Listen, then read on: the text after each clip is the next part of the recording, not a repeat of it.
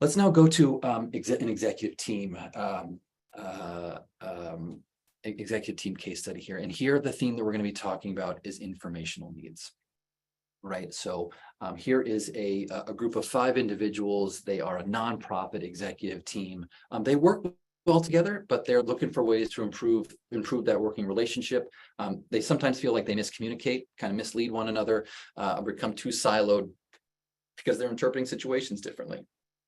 They're also concerned about how their similar ways of thinking might get them and the organization into trouble, right? What do they need to be cognizant of in terms of which way is their, do they all have the same motivation that's all leading them to the same place, making the same decision? And this is causing trouble for the team and then also potentially the organization as a whole. So here again, informational needs. Informational needs, what do I mean by it is, how are our energy patterns influence what people need to feel well informed, right? What I need to hear from you is this, and this to feel informed. What somebody else might need to hear could be very different. And this plays a really big role in how people communicate, right? What do they prioritize when they communicate? It also impacts what they expect from others in terms of communication. No, this is what I need from you, right? And this is what I'm going to give you. Right. So it's really, again, this having awareness about the motivational profile and how it impacts this is really important. So let's talk about it. Receiving relates to just, so again, receiving a dimension on the IDI really talks about just keep me in the loop. So people who score high in receiving, they just like to know what's going on. Their threshold for what is an important piece of information is extremely low. Right? I like to be kept in the loop. It's the general update. Interpreting. I want to know the why, right? I need to understand the logic behind why we're doing what we're doing. I need the context. To grasp this concept, I need to understand why we are doing it the way that we're doing it. Structuring. How, right? I talked about this a little bit with Ron, but I need to understand the process. I want to understand the plan, right? There's a right way to do it and there's a wrong way to do it. And I think we should be doing it the right way. Right. So there's that operational detail is really important. Stability. When, right? I need to understand what might be changing. And I want to know as far in advance as possible. Don't surprise me, right? 6 months, please tell me 6 months in advance. That's appropriate. And then excelling urgency. I need to know how what we're talking about directly affects me, what I'm working on, and how it moves me forward. Please get to the point, right? Please don't beat around the bush. I need to know how this impacts my work. Okay. When I work with a group like this, and I'm moving through potentially some of these things, I always ask them to keep some things in mind, right? Keep some coaching questions in mind as we explore our motivational profiles. The first thing is understanding here, right? Do I understand what I need to be fully informed? Do I understand what I prioritize when I communicate, and also what expectations I have when other people communicate with me, right? Am I really clear on this? And then sharing. Have I shared with others, right? And so that they can give me what I need and maybe take away what I don't need. And remember, otherwise it's potentially a waste of time, right? In terms of how information is shared. Differences.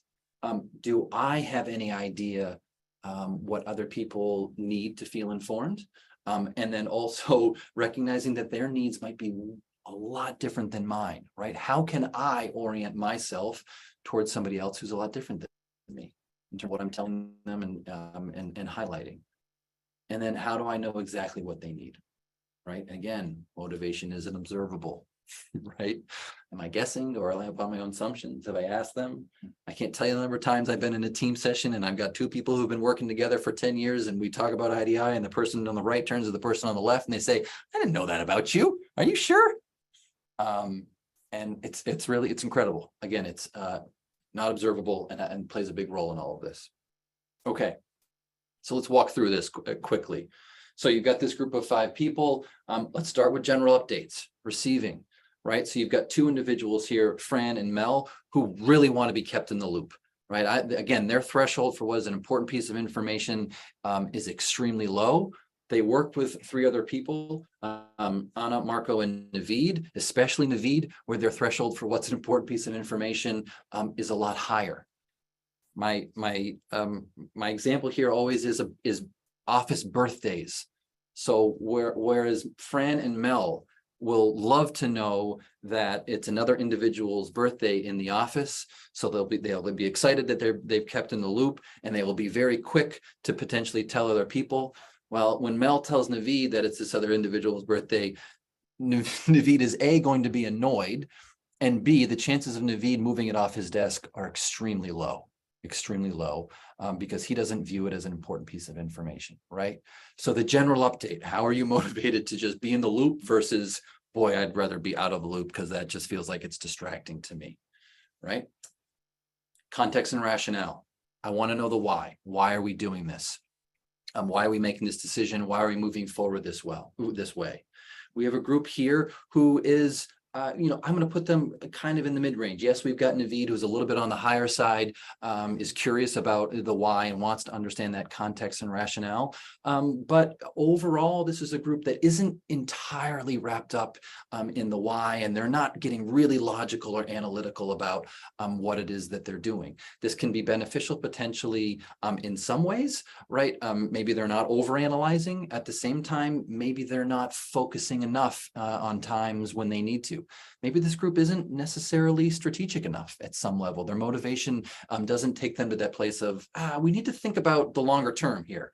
And this group maybe needs to have this awareness that this is not a place that they're going to go to naturally, right? And they need some things in place to encourage them to do it. What about method, how to, right?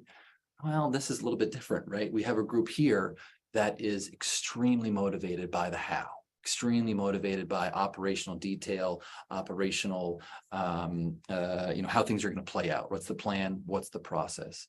So if you put this group of people in a room, especially Anna, Fran, Marco, and Naveed, we're really going to hone in on this operational detail and how I get great. We're going to do this fine. How are we doing it? Right. That's really where their motivation is going to take them. And interesting for Mel here, right? Mel starts to get an understanding of, oh, okay, I'm a little bit different than the rest of this group. So this is good awareness about why she probably has sources of friction potentially when this group is getting into the really nitty-gritty about the operations or the plans. Also, the group can potentially rely on Mel and say, Mel, can you raise a flag when you feel like we're getting into a place that is just not valuable and not helpful, right? She might be quicker to recognize like, whoa, you're going down a hole that is not an efficient one. You also have a group here who is motivated by advanced information, right? Stability here. Please alert me as early as possible. When you put these two together, the how-to and the advanced information, you have a group that is maybe lacks a little bit of flexibility. Again, they might be able to rely upon Mel a little bit here in this department. And then finally, we have urgency, right? How does this information pertain to what I'm doing, my group, and potentially what we're doing as an organization, but also the work that I'm doing specifically. So here it's important. Remember, this group was a little bit concerned that they might be getting into silos. This might be a reason, right? No. I need to know how this is impacting me and my group, right? And they have a lot of urgency about that, especially Anna, Fran, and even Naveed here in the mid upper range. And so this group potentially needs to think about maybe a little bit more flexibility, right? We're really high in structuring in this method. They're a little bit high in stability at this advanced information. They're also thinking very urgently about how this information or how the decisions we're making pertains to them.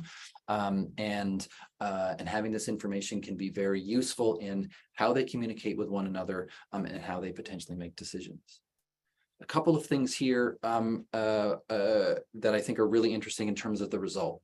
Again, the individuals who are now seeing this for the first time, they would have no idea otherwise that because motivation is not observable to understand and know this about people. So not only are they learning things about themselves, about what it is that they, in terms of what information they need, they use to feel comfortable, to move things forward, potentially prioritizing their own communication. They're also learning what other people like and need to feel informed. So the result of this is communication between the individuals in the group that's more specific and more tailored to each person. They can talk about it more openly. A colleague of mine says, this is an opening to a conversation that's just never been had, right? And that opening can be really key to this group understanding each other better and functioning more efficiently.